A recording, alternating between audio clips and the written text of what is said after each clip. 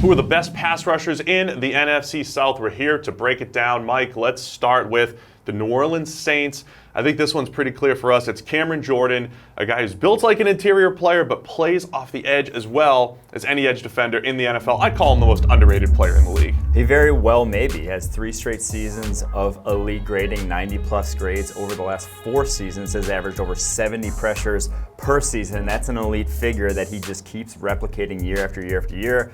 Not going to put up the gaudy sack totals that some other guys may, but he is a bull rusher. He is going to collapse the pocket, and you're going to rely on him.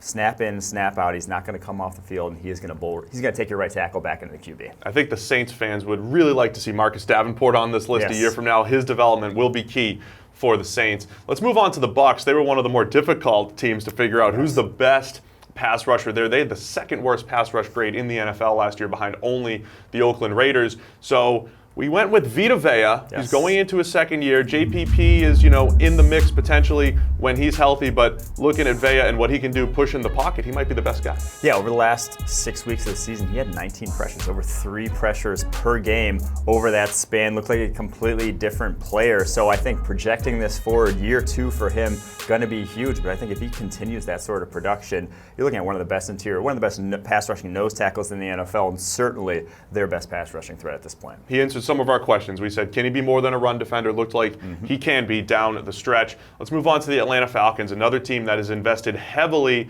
on edge defenders, Takk McKinley and Vic Beasley over the last few years. However, Grady Jarrett, the 5th rounder, continuing to get better. Their 5th round pick. They just signed him to a big deal this offseason. He went from a guy that blows plays up against the run to really move into that elite pass rusher level last season. Yeah, had over 50 pressures this past season. Remember the 3-sack game he had in the Super Bowl. Comes up big, and he really is, like you said, they've invested so much on the edge. Those guys have kind of fallen flat. The Takk McKinleys, Vic Beasleys have not been getting it done, but Grady Jarrett on the interior, it seems like game after game, you can rely on him. All right, let's move on to the Carolina Panthers to round out the NFC South. This one was a tough one because they have invested a lot more on the defensive line. They've had to revamp the line over the last couple of years, but K'Wan Short's the guy that has been there and been consistent getting after the quarterback, despite bringing in Gerald McCoy, despite drafting Brian Burns in the 1st round off the edge. I think it's got to be Short as their best pass rusher. I think it still does, even though 2018 was a distinct down year for him. Only 34 pressures. You go back, though, to 2015 during that Super Bowl run, he was fantastic. 80 pressures over that,